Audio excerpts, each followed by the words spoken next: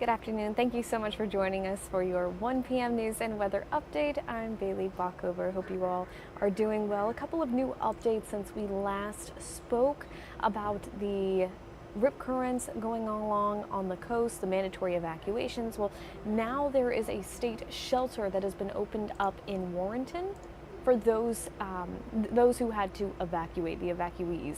The North Carolina Emergency Management says the pet-friendly shelter in Warrenton opened at 8 a.m. this morning. That's at the Warren County Parks and Recreation Building at 113 Wilcox Street. People using the shelter should bring necessities such as medications, important documents, and your emergency kit if you have one. If you're bringing a pet, please be sure to have any necessities for them as well. So once again, that is in Raleigh at the 113 Wilcox Street. It is open for those who need it. No word on how long that shelter is going to stay opened, but I'm sure until people can get back on their feet and workers can assess the possible damage that happens down by the coast and make sure it's safe for everybody to get back.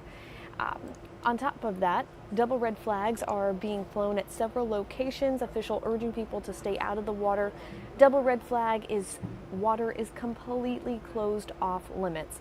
Pine Knoll Shores Fire and EMS says their beach is closed for swimming. The town says going in the water with double red flags means you're putting yourself and other first responders at serious risk. So not just yourself, you're putting other people at risk as well.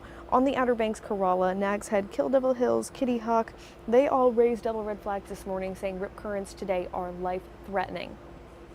Other beaches are flying single red flags. Emerald Isle officials say they've also taken down the lifeguard towers on the beach due to storm surge along the coastline that could knock them down. Instead, lifeguards will be patrolling the beach where passage is allowed. Guards will be positioned at the beach ramps and response will be by the roadways during high tide. Atlantic Beach has also taken down or pulled back its lifeguard towers. And Hurricane Erin weakened to a Cat 2 storm this morning, but the impacts along our coast are still expected to be significant with gusty winds and beach erosion. It's one to very much watch out for. It's only going to get worse as the week moves on here. I know our WITN First Alert meteorologists are saying that peak damage, peak impact could be seen around Wednesday night to Thursday morning. So that's just one thing to think about. Well, on some good news, Camp Lejeune's fire department gets top Marine honors, so very good for them. The Camp Lejeune Fire and Emergency Services Division was awarded the 2024 Marine Corps Large Fire Department of the Year Award and 2024 Marine Corps Fire Prevention Program Award. The department was recognized for its commitment to safety, innovation, and its service to civilians and fellow servicemen over the past year. The fire department said it responded to more than 6,100 emergencies this past year. They conducted 3,200 fire inspections, 2,900 fire alarm inspections, and 400 community education events. The fire department says these awards are to promote the best practices found in the Marine Corps services. And there's been an arrest out of Kinston. This is the third arrest in the shooting of a 12-year-old. The Kinston Police Department arrested 18-year-old Calvin Warren Jr. of Kinston on charges of attempted murder, discharging a firearm, and assault with a deadly weapon, among others. Warren was taken into custody and placed in the Lenoir County Jail on multiple charges that you can find on our website, WITN.com.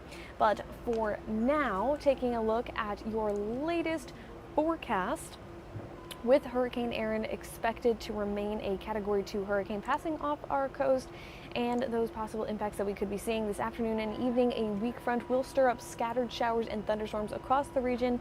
High humidity, slow-moving downpours could drop heavy rain in a short time, leading to that isolated flooding. This is according to our First Alert meteorologist back in our station.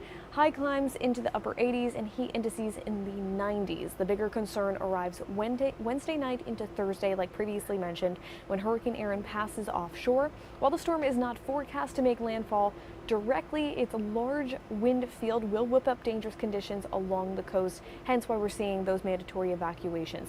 Tropical storm force gusts are likely, especially along the Outer Banks, and some inland coastal counties could also feel those strong winds.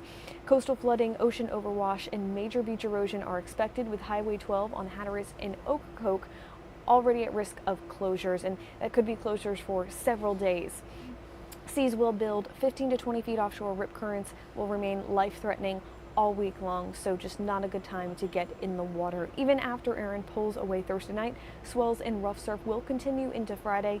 By the weekend, inland areas look quieter, but another front may bring showers late Sunday into Monday. So last week we were talking about downpours on the Watermelon Festival coming up this Friday, Saturday, Sunday. And now it's looking like it's going to be a pretty nice day out there, especially Saturday. So if you are interested, come on out to the Watermelon Festival in Winterville. We'll have a WITN tent set up. Looking forward to meet you. I myself will be there along with some of our other on-air talent that you are familiar with. We'd love to meet you in person. So come on out there. It's going to be beautiful weather.